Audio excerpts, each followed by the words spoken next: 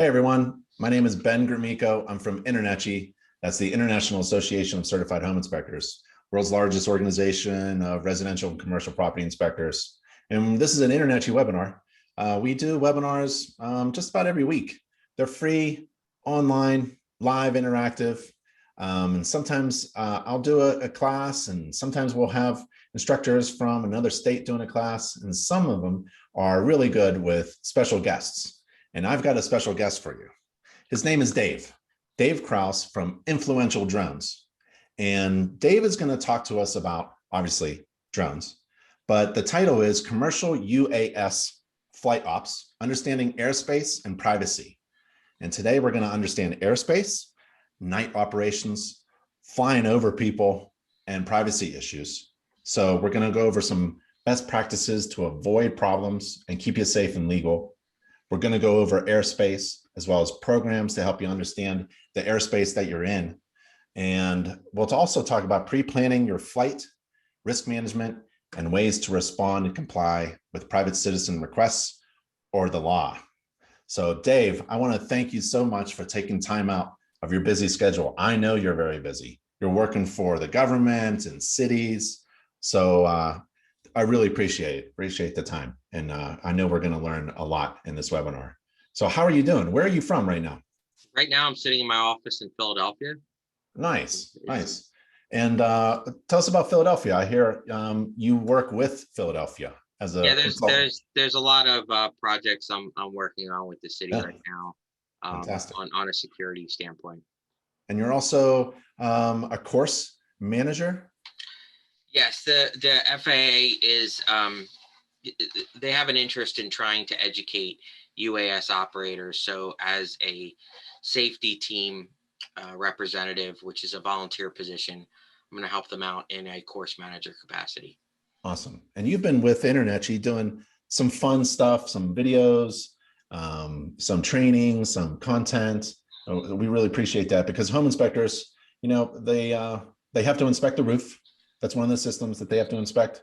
And if they can get up there with a ladder, great. If not, it'd be really nice to inspect the roof system and the exterior and the property surrounding it with a drone. But you just can't buy a drone off of Amazon and start flying, right? So you need to be, well, you're going to talk about that. Yeah, I mean, we touched upon some of that in the video that we did. I guess it was almost 2 years ago when I came out there and saw you. And yep. I was looking at it this morning, and there's got close to about 40,000 views, which is pretty exciting that we had such a great reach with you guys. I mean, anybody can go out and buy a drone. It's just that, when you're using it for work, that's considered commercial purposes. Yep. So the FAA wants you to obtain a Part 107 certificate, and that's going to help you basically receive money for the work that you do and use the drone as a tool to make the job better and safer. That's right. And with any tool, especially with high-end technology tool, you got to be trained and certified in it. You got to know what you're doing with it. So I really appreciate you doing this webinar. What are we going to talk about today? So we're pretty much going to kick off when talking about some airspace and privacy. I didn't add a slide in about flying over people, but interestingly, the upcoming FAA symposium, it hasn't been announced yet, but I'm going to be the speaker on that panel about flying over people. So I'll be able to cover some of that topic in this presentation. And then night operations, that's an easy thing to cover. Yeah. But generally, a lot of your members are probably not going to need to fly at night when they're doing an inspection, unless they're doing thermal imagery work and, they're trying to, have an environment where the heat signature is going to make a true difference. So you can't do that during prime times in the middle of the day and whatnot under direct sunlight. Yep.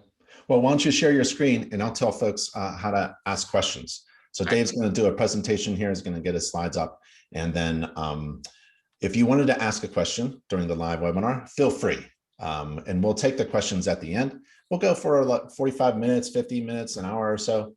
And we'll attend to all of your questions that we can. So please use the Q&A feature to ask questions. You can even upvote questions that you really like. You can also use the chat feature, but it's a little difficult. Maybe we'll share some links using the chat feature. So there you go. So Dave, you're on. Awesome. Well, it's nice to see everybody or virtually have your ear. Thank you for that. It's a privilege to work with InterNACHI again after 2 years of an absences and us all sticking at home. Today, I'm going to talk about commercial flight operations and understanding airspace and privacy. But first, I wanted to give you a little bit of introduction about myself. I'm the co-owner of a company called Influential Drones. We were founded in 2017, and we operate out of an airport. The majority of our work that we do is aerial services, similar to what you guys are trying to get into. We also provide hands-on training, which is in the manned and unmanned world. We provide equipment sales, and interestingly enough, we work with well over 100 different manufacturers all across the industry. So we learn a lot about what's out of the market and where the industry is going. Right now, we're the only company in the state of New Jersey that has a Part 137 agricultural operating certificate, which basically means that we operate at a level above 107, and we're able to spray pesticides or chemicals in the air by drone. We're still an industry member with the FAST program. There's still 36 of us in the country. We were the first drone company to be able to do that. My background in particular is I used to be a software architect, so I can get really technical and talk about that. But my dad growing up was always hands-on. So that's where my construction background comes in and how I'm able to have these conversations with you all. I'm also a certified project manager.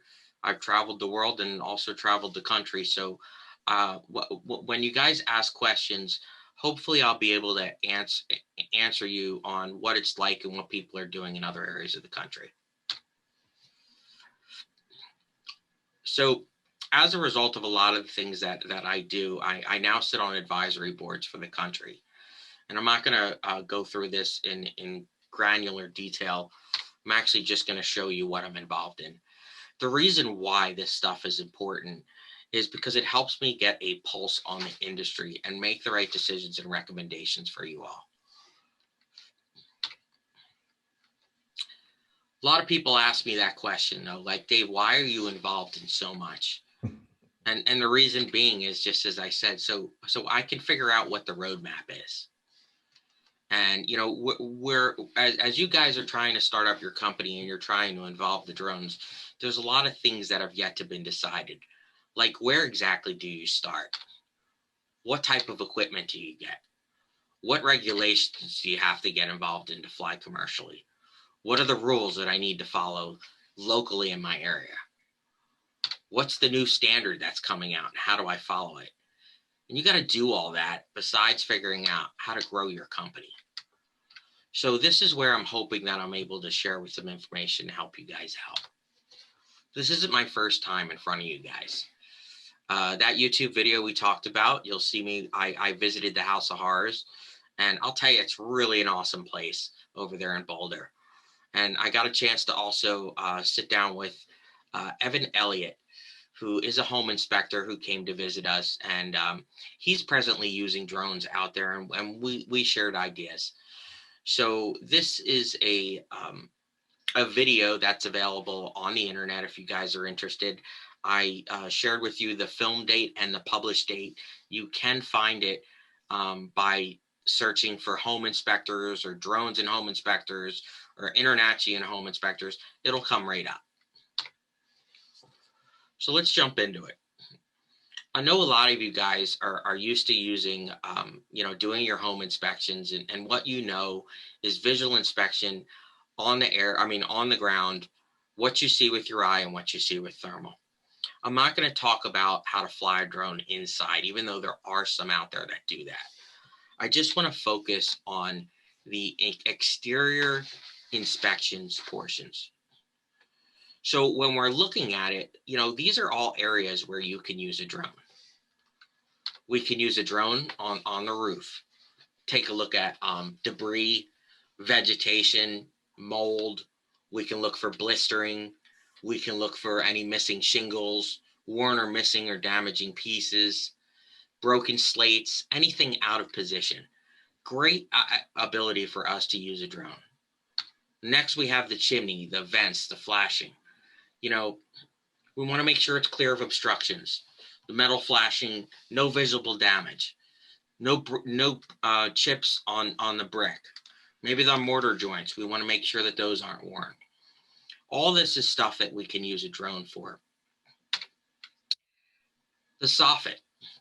So we can check and make sure it's free of rot, debris. There's no peeling of paint or water stains. We can check the trim board, make sure that there's nice corners. Look for some wood sagging or any rotten pieces. One of the interesting thing about using a drone is if you actually turn on the thermal imager, you can see what's happening behind the scenes. So for example, I can look at a shingle and I can see if there's water damage or if there's a leak beneath it. And that allows you to not only locate a problem, but also figure out how to fix it and make that recommendation to the customer. We also want to look for overhead hazards when we're in this area. So, I marked number 4. I know it's a little out of order, but it is kind of important when you start flying around the building, because a lot of people don't realize that, trees are pretty common near houses. So, when we're looking at overhead structures, it's important because that also carries with it a tree branch that could fall on the roof, or maybe a power line or a telephone line that's in the way. Maybe something that's connected or not disconnected. So I wanted to add that into this picture. You also can look at exterior walls and sliding. Any cracks, buckling, blistering. You guys know this better than I do. I'm just trying to illustrate the areas which this comes into play. Next, we got our gutters and downspouts. The cool thing about a drone is you can actually, with a thermal imager, see if a downspout is clogged. And those are the things that, help make a difference, because maybe that downspout is not, defective, or maybe there's something not really blocking it up that's serious. Maybe it's just debris. You'll see that with the drone. You'll also be able to see corrosion, cracks, leaks. If the water is getting far enough away from the house, there's things that you can test when you're able to do it. Able to see it. And the next is windows and doors. Now, when we start getting into the windows area, let's back up for a second. We start looking at windows. Obviously, some of this stuff is on the first floor, much as the doors as well. But I wanted to show it to you because, some people have balconies. Some people have decks on second floors, or access points which you can't get to. And these are all valuable areas where you can have a drone. A lot of people go and say, well, why am I using it? Well, it's faster, less physical. It's not going to wear you out. Less intrusive. So, when you're going over, you're walking on a shingle, or you're walking on a roof that can't be walked on, such as slate or copper, or some of the ones you got to be more sensitive about. You're able to still get to the areas you want to have with a different point of view. But the most important reason why a lot of people choose drones is safety. Now, I watched the InterNACHI forum. I am an InterNACHI member. And the forums that I watch on Facebook, as well as the Facebook groups, make a lot of jokes about ladders. But the reality is, that's one of the biggest reasons why you want to use a drone. Because using a ladder creates a ridiculous amount of risk. Some of the common ladder injuries that you can potentially face is losing your balance and falling. And you could do that by like if you fail to set the ladder up properly, if you're overreaching for something you can't get to, or if you simply just misstep the area. Now, we might as well go into the regular ladder rule that, whenever we're climbing, we need 3 points of contact to make it up there. But, with the drone, both our feet are on the ground. So I'm just showing you the statistics that are right off of the InterNACHI website. Nick wrote a good article, and I just extracted a portion of it. I guess the most important thing that I see on there is the second bullet point, which says most ladder deaths are from falls 10 feet or less. So that's an excellent reason to start thinking about using a drone.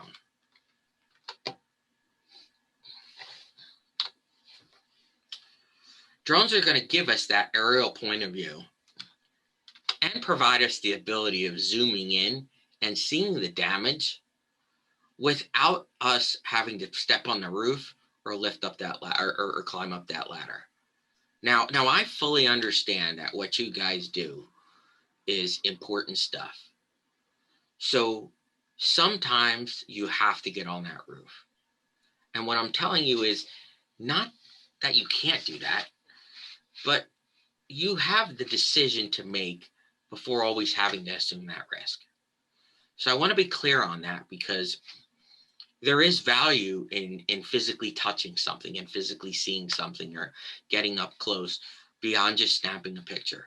And I'm not trying to discredit the value of that. There's other things you can see when you're trying to do your inspection. Is, you can look at other things from a bird's eye view. So here's, a solar panel.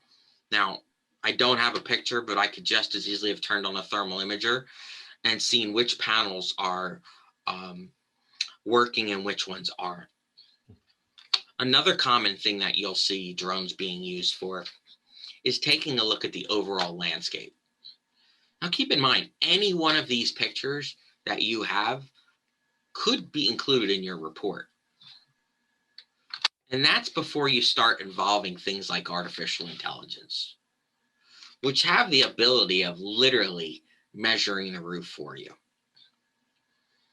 So these are all the reasons why people choose drones instead of climbing on the roofs and seeing and risking falling. Sometimes you just can't get up there. Sometimes you can't just do what you need to do safely. So all this is important for you guys to take a look at. That's a great point, Dave. I mean, there's always risk in everything, right? But this is really risky. Getting on a ladder, using a ladder at any height is really risky. I had a buddy, home inspector, Pennsylvania, fell off the second rung and broke his ankle. The second rung, and he was a roofer for all of his life using a ladder. And so I always teach about the cost of mitigating the risk. What is the cost of mitigating the risk? Not taking it, but how do you mitigate? How do you reduce it? And so, being trained and certified in buying a drone, we can talk about cost later, but it's certainly worth the cost to mitigate this incredible risk. Absolutely. I mean, I can add on to your story as well. I had a friend who was a commercial roofer, and he fell off a one-story warehouse roof, broke his neck, and he's now paralyzed. So, you don't have to fall from a high distance to really hurt yourself. Hey, I wanted to add a couple more things. Maybe you want to add it to your slides. So there's outbuildings that home inspectors inspect, and sometimes we can't even find them because they're so far away, like, an acre away. Fences and even property lines could be looked at and understood a little bit better with the drone aerial view. And also septic systems, when they fail, they go green. And when you're on the ground, you really can't tell how green that failed septic field is, because there's effluent coming to the surface and the grass turns greener. But with an aerial view, you can really pop that up and see. So there's a few other things that you may want to add to your slides there, Dave. That's really interesting about the extra greenage caused from the septic systems, because not only if there's even sensors on the drones that you can modify. Like, there's something called NDVI, which measures the chlorophyll reflection on vegetation, and it will detect just like you're saying, some of the things like that. I mean, on a side note, just to explain the power of a drone. A couple weeks ago, I was at a research facility where they were studying the impacts of what happens when bodies decompose. Now, this is in the ground, and the Hmm. drone was able to see it from the decomposition. So, just think of all the different things that, changes of temperature, Yep. changes of moisture, the things that are the telltale signs for home inspectors to troubleshoot. And if a drone is capable of seeing a decomposing body in the ground, Hmm. it definitely can see what you need it to see, um, around a house. Hmm. Um, we have the building that our office is in is it's a steel frame structure, which inside you have the wood 2x4s, and it's framed out like normal. Well, I can stand outside, and in the right conditions, I can see through the metal and I can see the studs. I've seen it before with stucco. That's not a problem at all. But it's amazing what you can see with the drone under the right conditions and the right environment. And you guys have the experience from InterNACHI where they're telling you, hey, this is what works, this doesn't work. Um, all you're doing with the drone is changing your vantage point. You're going to use the same skills, the same technique that you're learning through the membership. Right. So so I mean, Ben and I were already just not even knowing, just having this conversation of like, why to have a drone, or just why to consider everything else, and really what it comes down to is safety. But a lot of quick people ask and say, well, how come everybody doesn't own drones? Even though it's more efficient, even though it adds accessibility, and even though that you as a home inspector can add extra add-ons and capabilities to your offerings to make yourself more marketable and more valuable. Well, the reason is because of regulations and because of airspace. Believe it or not, the most common group of questions that people fail on their Part 107 test is about airspace. And the reason why is because we can look at these pretty pictures, these graphics, which show us, what we're supposed to look at. But the reality is, we don't have most remote pilot drone operators don't have the understanding of what true airspace is. The federal rules apply to the National Aviation Airspace System. There's no such thing as unregulated airspace. Drone operators need to be familiar with the difference between controlled and uncontrolled airspace and where you can fly. Controlled airspace is easy. In most situations, we know that it's around airports, and at certain altitudes where air traffic controllers are, communicating with traffic. We're not going to operate above 400 feet. So some of that stuff really goes, in one ear and out the other. But other airspace has to be considered because there's people coming into your flight area. And we'll go over that later. We'll also go over the fact that, again, I'm looking at this pretty graphic, but this is really what airspace looks like. So, because I'm over here in New Jersey and I had a fancy 3D map, it kind of shows you, what it looks like. When you look at the airspace, it's complicated.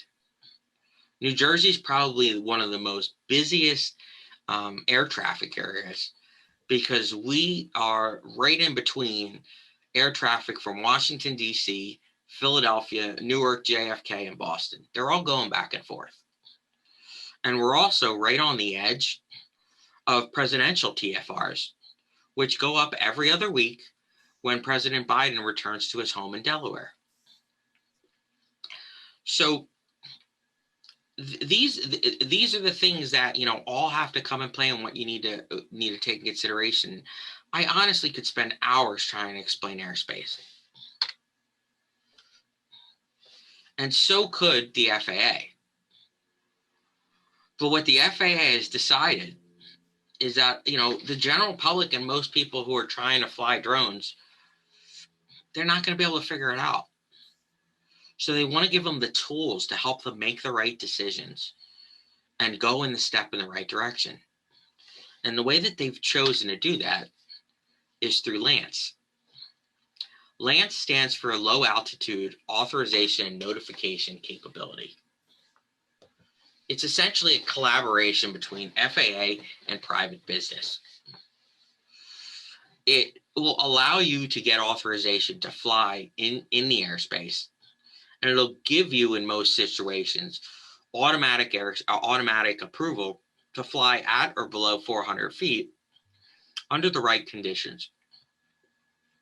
Now, I'll let you guys in on a little secret, or something that's coming down the road, given that I'm involved in it. You're going to have to maintain a level of situational awareness. So there's going to be other tools out there to help you understand in a year or two from now what the sensitive areas are. It may not have to do with air traffic. So it's always important, you know, just like you set your ladder up properly, just like you make sure, you know, you're properly prepared when you're going in front of a customer. When you launch a drone, you need to be properly prepared as well. So we're getting there, and that's an exciting thing. Let me explain a little bit more of how LANC works, though. Basically, what happens is when you're out in the field, you go and you use your mobile phone, you identify the location where you're at, and through the service providers, it reaches out to the FAA, it reads what's called a facility map, grabs the information. If it meets certain qualifications and standards, it then sends you approval, in most cases through a text message, and it will also notify FAA air traffic control, all behind the scenes to you. There's apps out there which are already approved providers for automatic authorization. Kitty Hawk, UA Sidekick, Airspace Link, Skywood, and AirMap automatically can give you that approval. And right there in the center is the FAA's Before You Fly app, which is a free app which allows you to be able to see if you're allowed to be in an area or if there's certain issues there. So just as important as you having a drone and knowing the laws and reading about everything else, weather, airspace, NOTAMs, whatnot, get that Before You Fly app. Take a look at it and make sure that you know before you fly.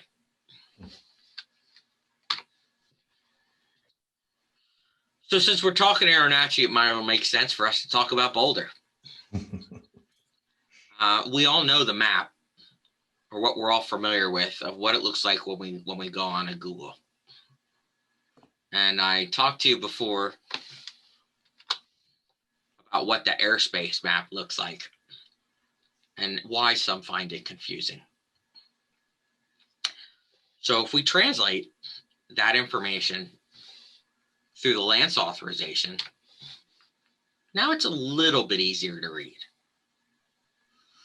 We can see, the red area on the left is protected wildlife reservations, or it looks like national park. So there are certain rules about flying in those areas. You see circle grids, which are around airports. You see the one around Denver. The green circles, which are a bit smaller. Typically, that's prisons or some government buildings or sensitive areas. And when you start dialing in to a facility map, you'll be able to see, I don't know if I actually got it. I apologize to you guys. It's actually a grid pattern. So if we open up each one of those grids, one of those squares there, you're going to see a number. And that number is going to be 0, 100, 200, 300, or 400. That is the ceiling that you're allowed to fly in that specific grid. So when you're filing for a Lance authorization, stay below that ceiling, or else you're going to get automatically denied.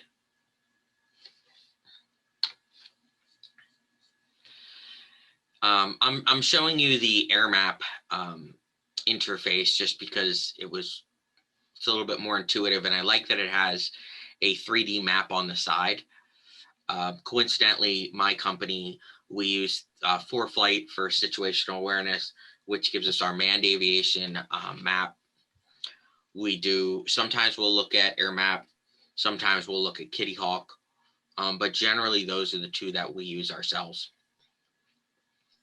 So what I'm showing you here is that I'm going to fly a property. It looks like right on Grove Street is where that circle is.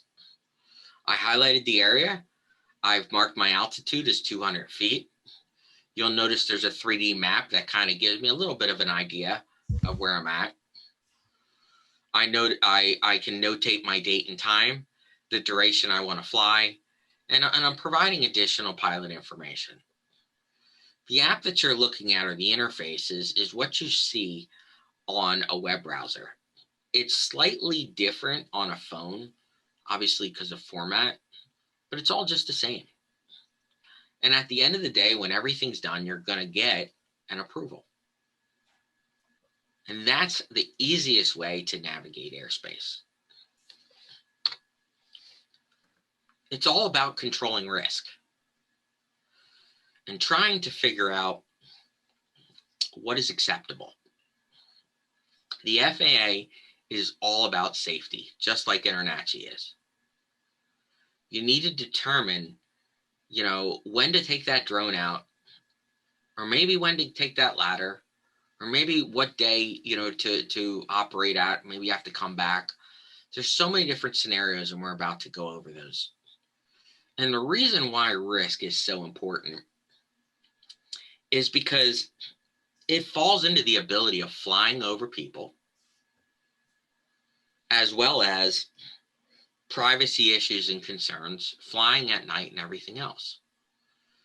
If an operation is too risky, or if different things start happening, maybe you shouldn't be doing that.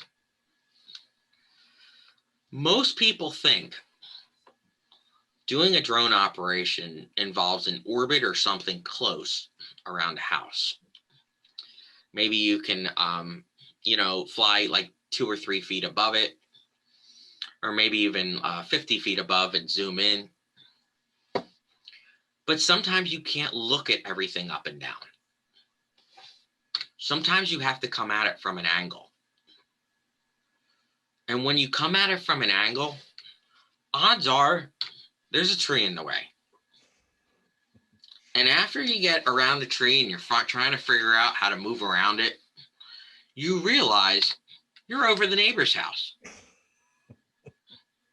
Maybe you get lucky. Maybe they live far away and you're not over their yard. But remember, you're doing an orbit. You're doing a flight. You're trying to do an inspection.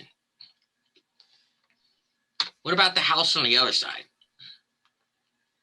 And you know it as much as I do. They got a swimming pool. And that's going to bring a whole nother can of worms that really can make your life difficult. And using a drone is not supposed to make your life difficult. It's supposed to make it easy. So here's what we do. I've been in business for 4 years, over 4 years. And we recognized early on the importance of notification. So what you're looking at is a copy of the backside of a postcard, which is what we use. On the front side of it is a nice colorful graphic that says something about my company, mentions my services and whatnot.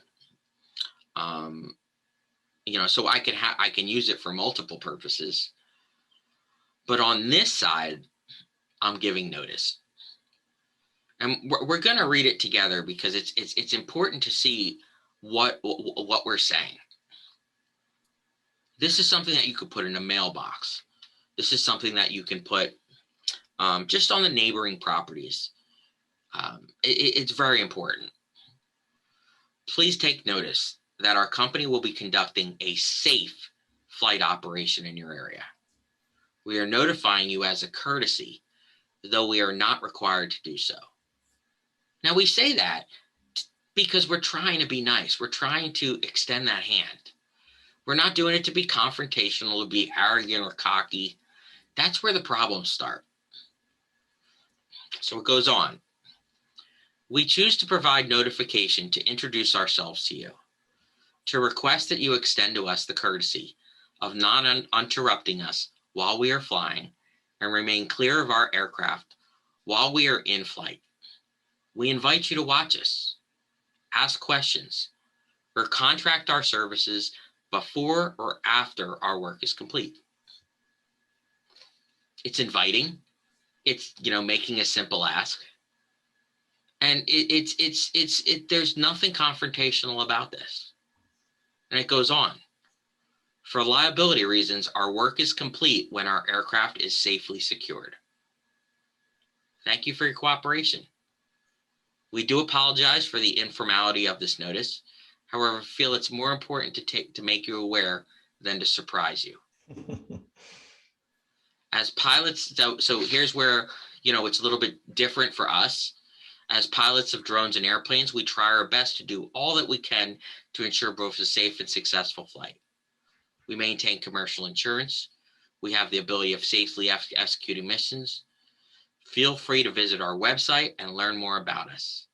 Definitely share your thoughts so we can serve you better. So you could put in there, I'm a licensed InterNACHI member. I am a certified home instructor. I have this credential. I have this credential. Because remember, this isn't just a notice. It's also a marketing tool. So it works both ways. And we close it out real simply. We look forward to an ongoing business relationship in this area and within the community. Now, I can tell you that when I show this to the FAA, they love it.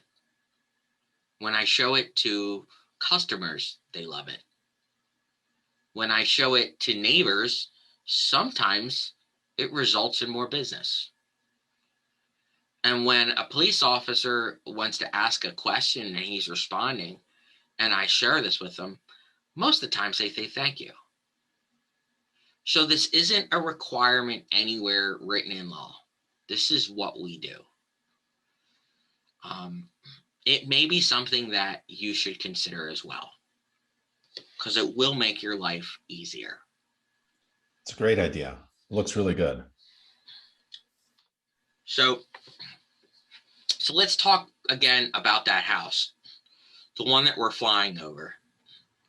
And the reason why this stuff is important is because remember, eventually, maybe in some shape or form, we're flying over people, we're flying over other personal property. There's different things at stake. There's environmental factors too, as well as things that we can't control, which the FAA would define as hazards. Much like a pool of water that's, in an area that you're inspecting that you could slip on, you could just as easily have a helicopter come into your airspace. Could also have a flock of birds. You may get distracted by the person walking behind you, Maybe they're going to stop and ask you questions. If you're standing in the road, be careful of cars. We like to think that when we do an inspection or we're doing something, that we're going to be in an ideal scenario and it's going to work perfectly every single time. The world's not like that. And some people can get stressed out or uncomfortable by it.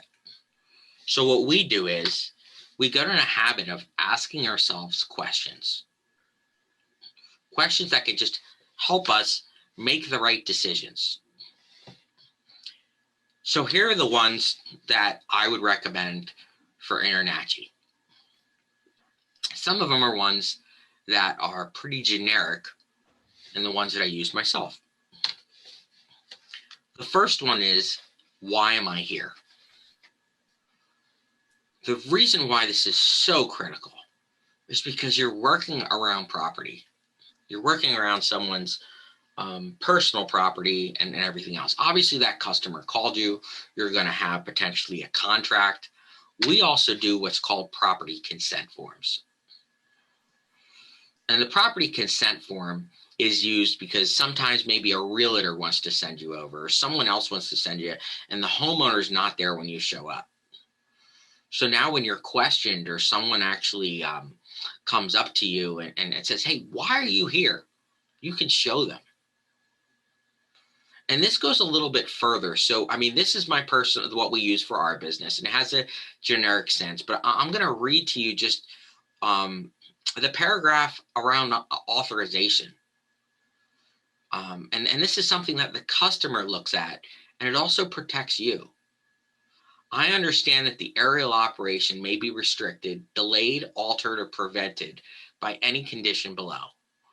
FAA regulations, weather conditions, safety considerations, by request of any authorized security personnel, law enforcement personnel, first responders, by request of any business owner, if it involves an interruption of business, or by request of an adjoining neighbor of an involved property, if such request involves safety, security, or privacy.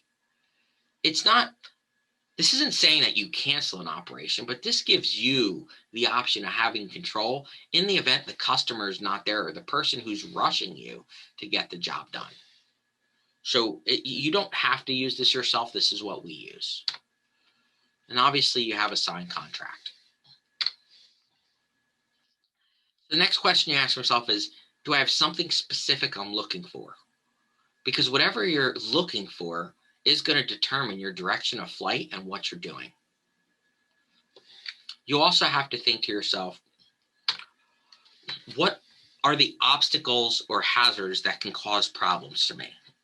That's trees, telephone poles, lines, hanging wires, anything that the drone cannot detect by collision avoidance in some situations. Make yourself aware of it before flying. And we talked about, night operations or different, doing solar things. When is the best time to fly this mission? Always should be thought about. If you're doing a thermal operation, overcast, you want overcast weather, you want certain conditions. Do you have enough sunlight if you're doing a different sort of inspection? Are you looking for heat loss? What are you doing? Maybe you're going to stand in the street because you can't be able to see the drone from a certain vantage point. You don't want to be there during rush hour. What is the weather like? So this is a very appropriate question for InterNACHI members because you guys are all over the world. It's not just what's happening in Boulder. It's what's happening in New Jersey, Arizona, California, New York. But Ben, I believe you have members in other countries as well. Yep, all over the world. And in Boulder, there could be a 60-mile-an-hour gust of wind at no notice. Right. So what you have is what's called microclimates, or climates that start happening in the areas you're in. And believe it or not, this all impacts the performance of a drone and what can happen, as well as like your safety on the job. So always look at the weather. There's two apps you can get on your phone which are free. One's called UAV Forecast. The other one's called Hover. They can give you at least some information to help you determine, make the right decision, plan ahead. The next question is, where will I stand so people can see me? This is important because,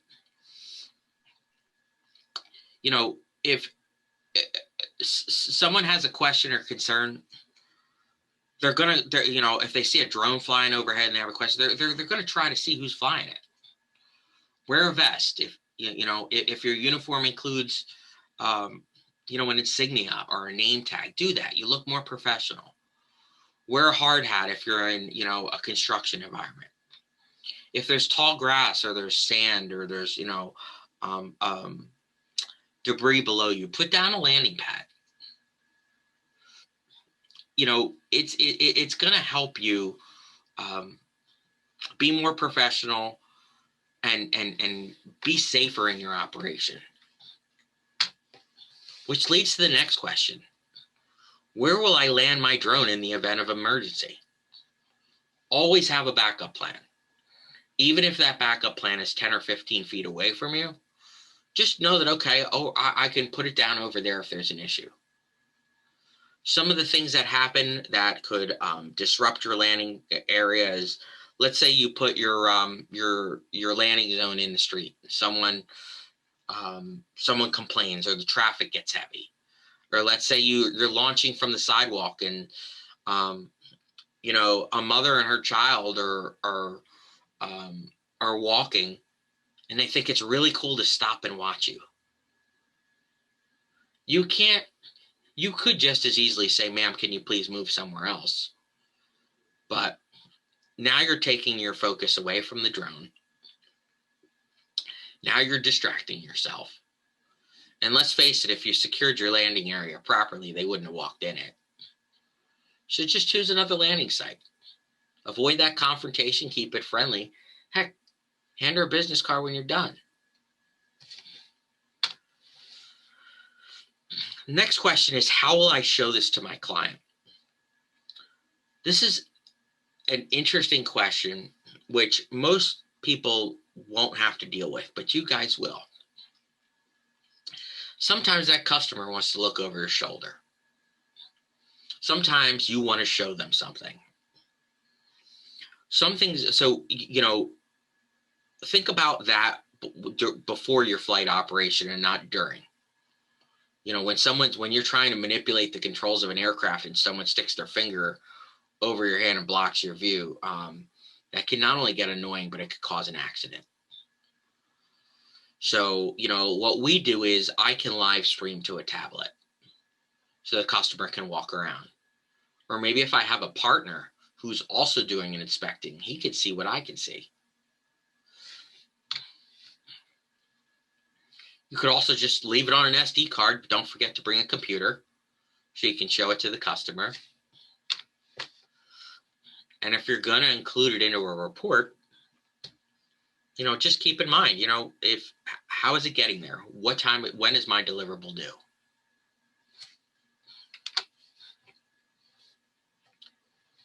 Probably the most important thing is who else is watching. Make no mistake about it. It's not just your customer. And it's not because someone's trying to cause you problems. It's not because anyone's out to get you. People are just naturally curious. And the sound of a drone sounds much like a swarm of bees. It'll spook animals. I've seen horses flip over carriages. Some dogs will like it, some dogs won't. Some people who are allergic are hypersensitive to the sound. Just people are curious. So keep that in mind whenever you're flying a drone and whenever you're preparing, because this falls into risk and it all matters. Never forget who is watching you. and then decide to yourself, have I mitigated as much risk as possible to prevent damaging or crashing my drone, causing an accident? Because when we talk about privacy, when we talk about people complaining, it's all about their comfort level. But it starts with your comfort level too. So ask yourself the question, who should I notify about this flight operation? You have the neighbors. Take the time to notify them through that card. Or you see them standing outside before the drone's in the air, go over and just talk to them. Neighbors talk. So why don't you talk to them as well? Now, another thing that we do is we also notify the local police department. Now, there's different ways you can go about doing this. And we'll address that in a moment. When Ben and I made the video along with Evan, I shared the way that my business goes and notifies law enforcement. And there was a post that came back that read as follows. I'm concerned about the amount of Part 107 operator calls to police, notifying them that they will be flying their drones.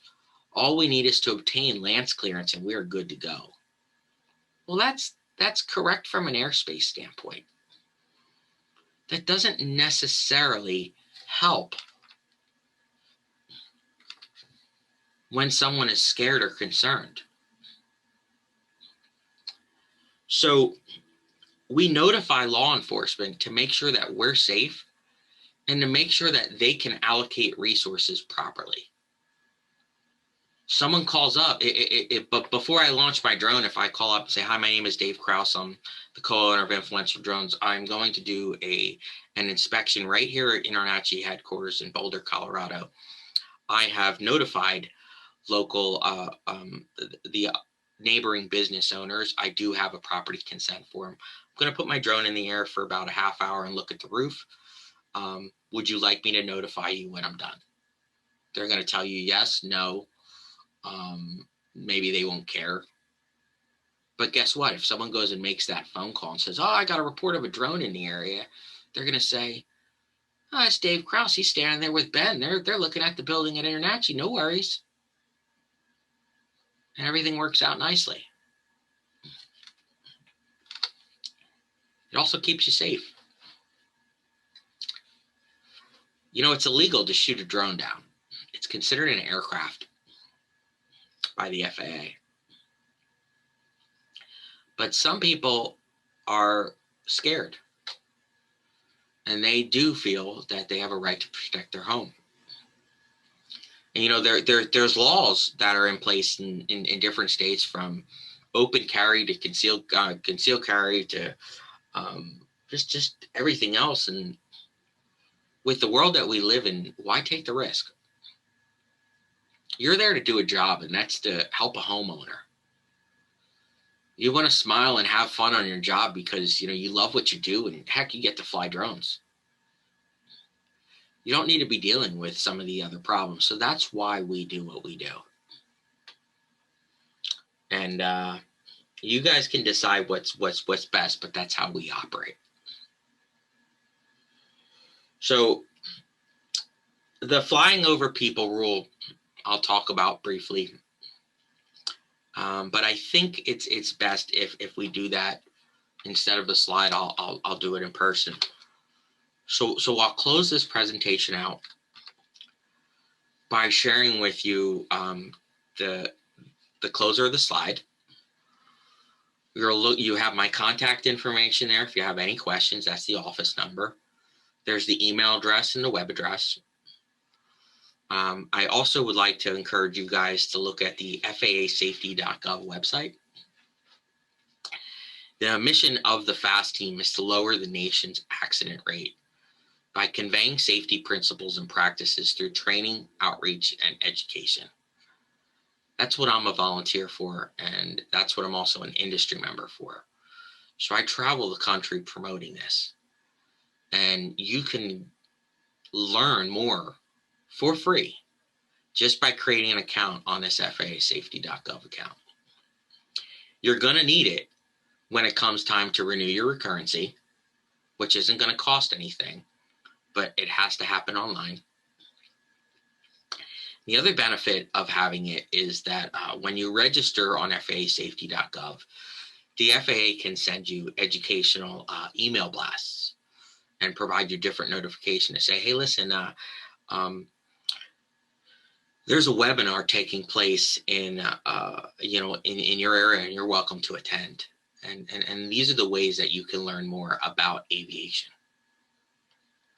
In closing, you have those two InterNACHI, or those two URLs at the bottom, which is the InterNACHI offers, which from an influential drone standpoint, we made that available to you guys. Geez, it's been about 2 years now. And we get a lot of phone calls about it, and I update that website fairly frequently, and it'll show you, like, tips of what drones home inspectors could be looking for. What are the things that we have access to that we could help you get? Flashlights, vests, or whatever to build your program. There's also tips in there, and the other link there is a checklist. So every year the FAA has Drone Safety Week. And last year for Drone Safety Week, we released a free pre and post flight checklist, just a regular thing that you go through before you put the drone in the air. And we've gotten so many inquiries for it, we just left it up. So that's a resource for you guys to get started as well.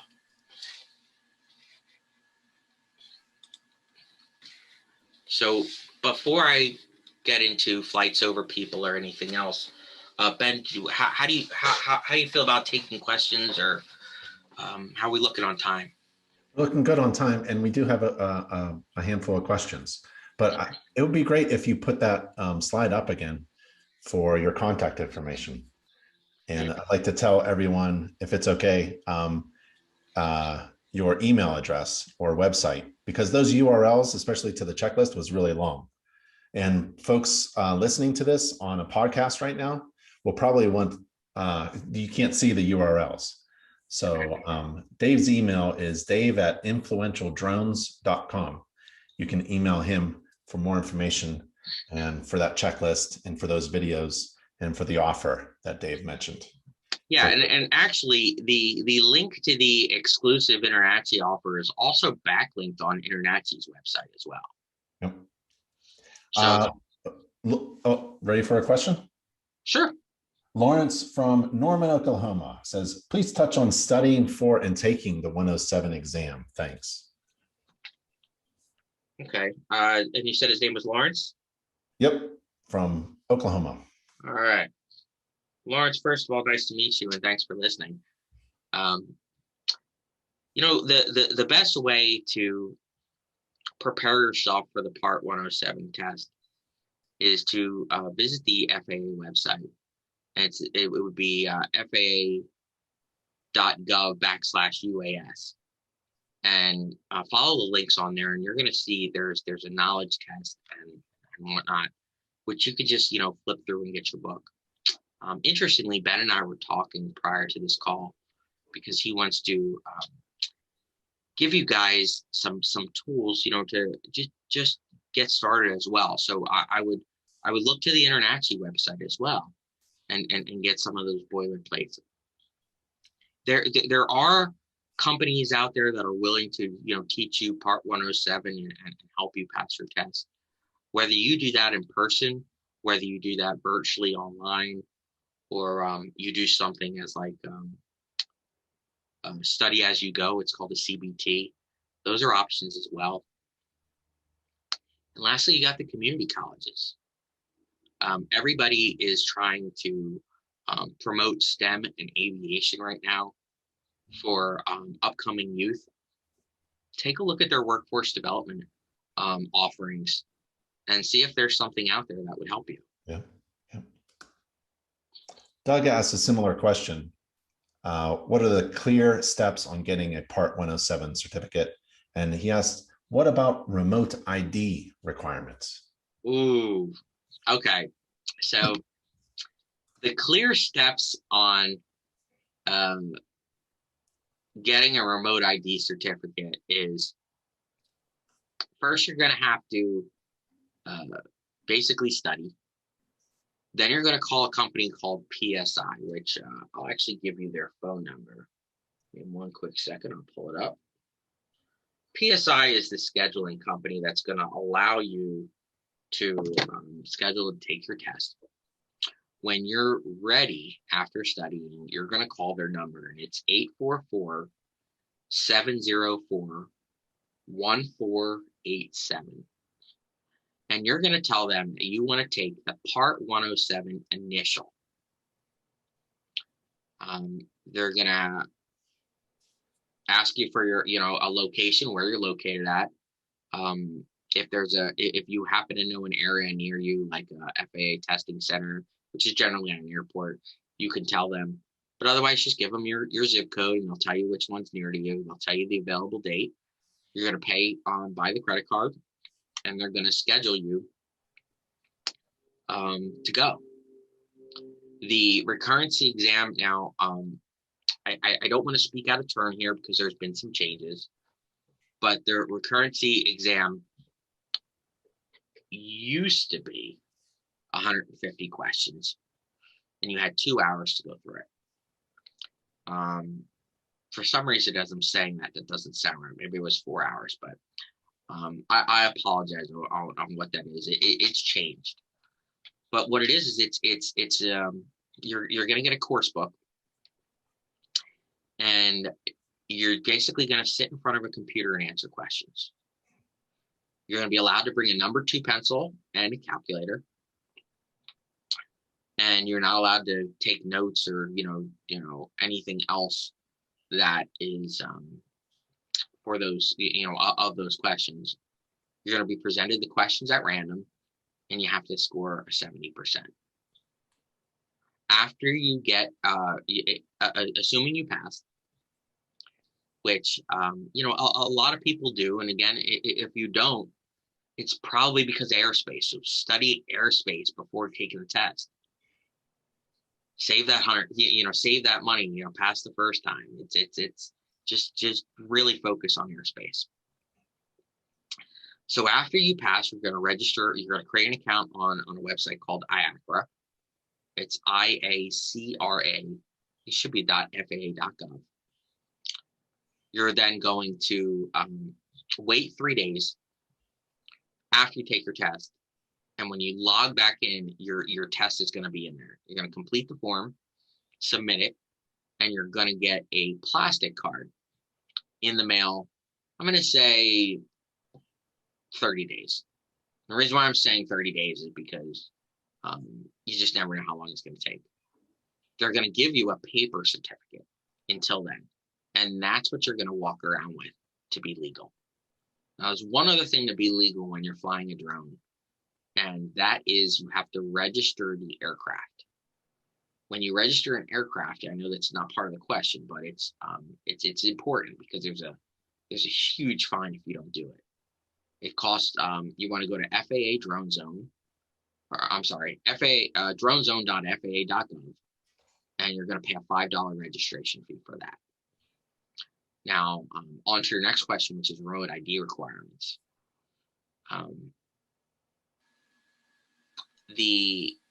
As many of you know, remote ID is a hot topic, and there presently actually even is a lawsuit going on right now where an individual is suing the FAA. So the basic requirement is that you're going to have to broadcast. How that's going to happen is really up to the manufacturer or the third-party provider who develops, let's say, a module that you're going to put on a non-compatible drone. When I mean non-compatible, I mean, let's say you bought it before the rollout of remote ID. You just got to put that on the drone and make sure that your aircraft is properly registering and you're in compliance. It's not in anybody's best interest to go against remote ID. It needs to happen. And since this video is getting recorded, I'm sure I'll get messages about it. But it needs to happen.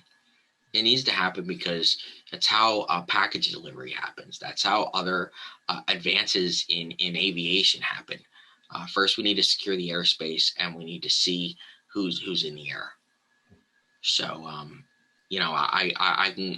on a task group for Notify and Fly. I can really talk about this as much as airspace, but hopefully, Doug, that answers your question, and we'll go to the next one. I think so. I opened up my Before You Fly app, and it looks just like that map that you had, and it looks like I'm green to go. There you go. And then also, I bought this little. I know you didn't in your presentation talk about specific drones, but we have a question from Lawrence about a specific drone. There's my registration number of my little drone. This guy's 249 grams, which is below the 250 gram limit there. Yeah, that's That's a Mavic Mini 1, I believe, right? Yeah, yep. And it's a little mini fella, and it's very lightweight. Hold it in your palm. That's a wonderful drone. Yep. So Lawrence does ask about your opinion of a particular drone.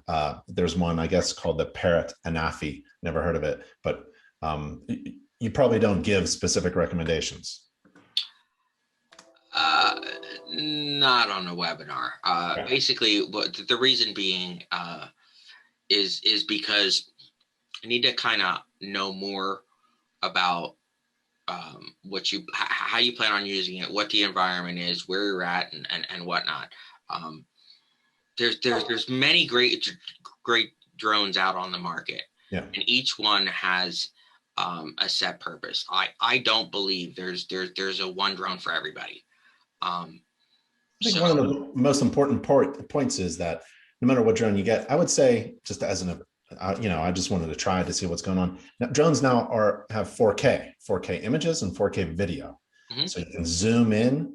You can do some crazy things like orbiting a tree or something like that. So, it's no longer these blurry pictures anymore. I mean, it's 4K. That's really good. And it's really good for home inspectors who don't want to get really close to a roof, but want to zoom in and see what they need to see. Right. You can zoom in on your computer when it's 4K. Some of the drones nowadays also have zoom lenses on them themselves. Yep. So David says something about, I bought a P4P to do orbitals, which is great because it gave me a quick overview of angles, added a new level of context with better perspectives, allowing me to decide if I need a closer look. Now I can't do that because of the new restrictions. Dave, if you could clarify that. Yeah. I'm not really too sure what the new restrictions are. So the Phantom 4 Pro, you didn't write version 2, which means that that's the previous version, and maybe there's a software restriction, and that's a discontinued model, which would mean perhaps the restriction you're talking about is software. Or maybe you're just talking about just changing the law. If you can do some clarity, or you know what, better yet, why don't you give my office a call, and I can talk you through it and answer that question for you. David also asks, is there anything like Lance in Canada? Ooh. I don't know. I believe there is. I also have a license to fly in France, because I did a project out there, and they do have something similar there. You would have to look at go to the website for the Civil Aviation Authority in Canada, and you can just Google it and see if there's anything in there relevant to drones, and it should give you some guidance. Yeah, last time I looked, it was last year, about the EU countries, about it's similar. If you're flying for fun, there's some restrictions. But if you're flying for commercial purposes, it's regulated. Let's see. Lawrence asks, can we use your neighbor notification verbiage? That's why I put it there. Nancy asks, would you register a drone prior to passing Part 107? Yes, I would.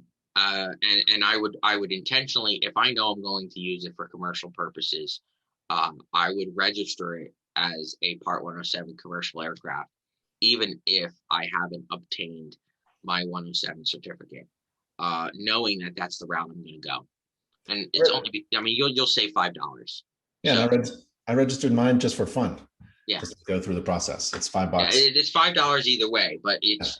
you choose recreational purposes Yep. or commercial, Yeah. and that's what I would do. It's a great recommendation that you had, go to a community college or a workforce program to learn and become this professional. I'm in Colorado, went skiing, and I met a young fella who was teaching me how to ski. And he got a drone pilot license, and he wants to go out in the woods because he's a great camper and run utility lines images for. So there's a lot of opportunities out there, even if not really interested in doing it for home inspections. So That's the thing. I mean, you have a tool. Like, to me, a drone is a tool in the toolbox. It's no different than a hammer. And I use the hammer analogy because you can't make a living with a hammer by itself. You have to tie it to a skill. So whether that skill is home inspection or it's something else that you have a passion for, go for it. Yep. Dave, I want to thank you very much for taking time out. We went over, but it was really great. You got a really great presentation. You got a ton of knowledge and experience and credentials that are skyrocketing. So I really appreciate having someone with your expertise and knowledge and willingness to share. That's the most important part. So I really appreciate what you brought for us today. Well, Ben, it was a privilege to talk to everyone again, and thank you for the opportunity to present to your members. Thank you. All right, everybody. Thank you. Stay safe and healthy, and we'll see you on the next webinar. Thanks, Dave. Take care. Bye.